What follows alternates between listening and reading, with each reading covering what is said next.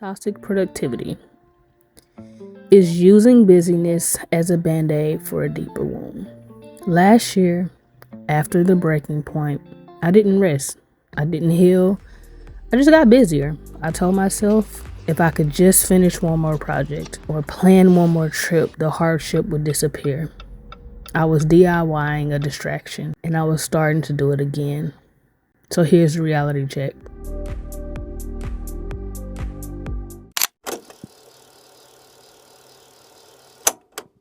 I'm looking at my space right now, and it was full of projects I started last week. Why? Because my 2026 hardship is getting loud. And I'm trying to drown out the sound with cutting paper and the smell of air dry clay, just like I did in 2025. Today, we're looking at the footage of the busy work I used to hide from the truth. This is a part of the story where I take off the mask and show you what I was doing at the height of the hardship in 2025, which was pretty much doing anything that I could do to stay busy. Very first tip, the very first tip that I will tell anybody is to chunk those plastic hangers and get either some felt hangers or some wooden hangers. They will completely change your life. Felt or wooden, only way you should go. I remember filming on this day. I was trying a couple different filming angles and styles as I was showing you how to organize a closet when you have a small space. But not 10 minutes before this clip, I was freaking out because I was staring down the barrel of a nearly $0 bank account. I was using this project as a mask. I wasn't managing my time well. I was building a wall between me and my problem. And if you watch Day 5's video, you may remember me saying that it gets worse before it gets better. And this is pretty much a product of that.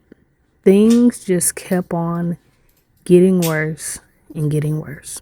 And I kept burying myself in project after project. Something I didn't even realize I learned how to do as a child. So I can show you a few ways that I'm organized and fold socks and the best hangers that you should use. So let's get to it. I'm in for a treat because I'm coming out the closet to let you know how I organize my space, along with a few tips on how to fold your socks and the best hangers to use whenever you're hanging clothes. So let's go. I'm coming out the closet to give you some of my tips on the best ways to fold your socks and the hangers that you should use whenever you're hanging up long items, short items, any items really. Let's get to it. Alright, I've got everything on hanger, so let's get them hung up. And I organized everything based on categories. So I put all my pants together, all my work clothes together, so forth and so on. And this doesn't take too long because I've been doing this a while. So let's go. My long sleeve shirts, work clothes, and pants. So as you can see here, this is pretty much the order that I do it in. The stuff in this corner is going to be like lounge stuff, and then I have my long sleeve shirts, my work stuff, some fancy clothes if I have an interview or just going somewhere nice, and then I have a couple more dress pants and then some everyday pants, and my luxury or comfy sleep clothes, and then everything up there that's folded is going to be some undershirts, blase. You kind of get it. But yeah, I just do it in an order that makes sense for me and what's going to be most functional for how I move and operate every single day. And honestly, I got a little bit of OCD. So let me turn this hanger around. Boom. And voila. That's it. It doesn't take a lot for you to get organized and stay organized. Once you have a system, just stick to it.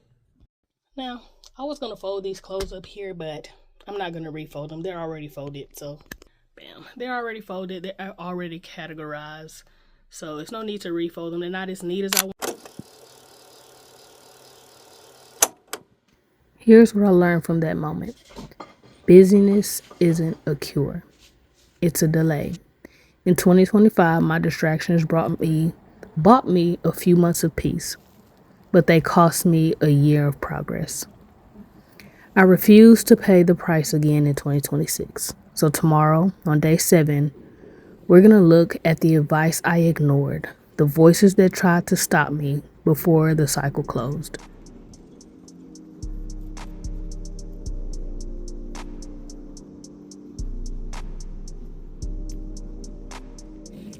Day 7 is actually the halfway mark, and we'll have 7 more videos after that. And this is where the pivot happens, going from what happened to me to what I let happen. Because as a DIYer, you used to being the expert, the one giving the tutorials. But in these upcoming episodes, I'm going to show you the moments where I should have been a student. It's about the friends, family, or even the past you that tried to throw a wrench in the cycle before it locked. See you then.